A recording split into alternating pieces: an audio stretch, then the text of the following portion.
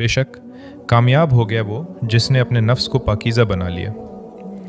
मैंने ये आयत पहली बार उस वक्त पढ़ी जब मैं खुद से थक चुका था, जब मुझे अपने ही नफ्स से शिकायत थी, जब बार बार तौबा करने के बावजूद मैं बार बार वही गलतियां कर रहा था, और जब मुझे लगने लगा था कि शायद मैं कभी वैसा नहीं बन सकूंगा जैसा बनना चाहता था। फिर मेरी नज़र सूरत शम्स पर पड़ी।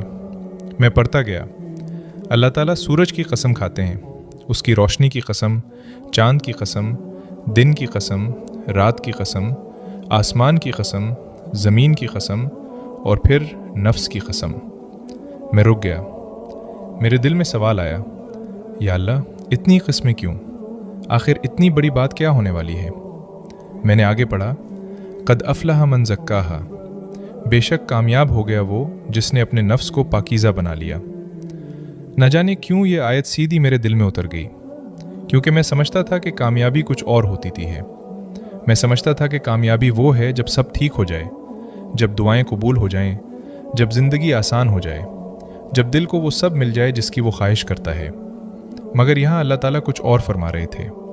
वो ये नहीं फरमा रहे थे कि कामयाब वो है जिसने दुनिया जीत ली, बल्कि फरमा रहे थे कि कामयाब वो है जिसने अपने नफ्स को जीत लिया।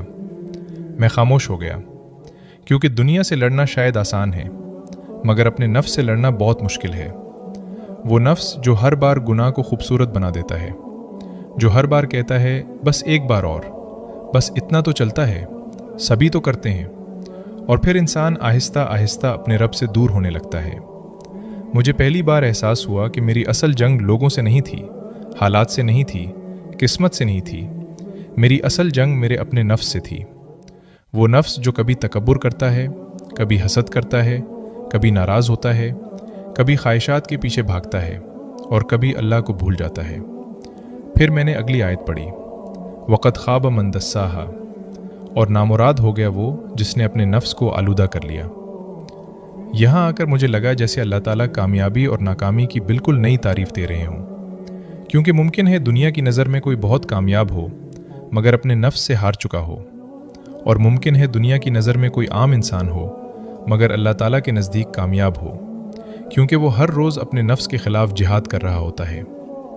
तब मैंने समझा कि साले बनना एक मंजिल नहीं, ये हर रोज़ का इंतखाब है। हर रोज़ अपने नफ्स के मुकाबिल खड़े होने का नाम है, हर रोज़ अल्लाह को चुनने का नाम है, हर रोज़ गिर कर दोबारा उठने का नाम है। आज जब मैं ये आयत पढ़ता हूँ तो मुझे अपनी कमज़ोरियाँ याद आती हैं, अपनी लग़ज़शें याद आती हैं, अपनी नाफरमानियाँ याद आती हैं, मगर साथ ही एक उम्मीद भी जागती है कि शायद कामयाबी कामिल होने में नहीं, बल्कि अपने नफ्स को हर रोज़ अल्लाह ताला की तरफ वापस लाने में है। मैं अभी मुकम्मल पाक नहीं हुआ, मैं अभी भी लड़ रहा हूँ, अभी भी गिरता हूँ, अभी भी संभलता हूँ, मगर अब मुझे मालूम है कि असल कामयाबी दुनिया को जीतना नहीं, अपने नफ्स को अल्लाह के सामने झुका देना है।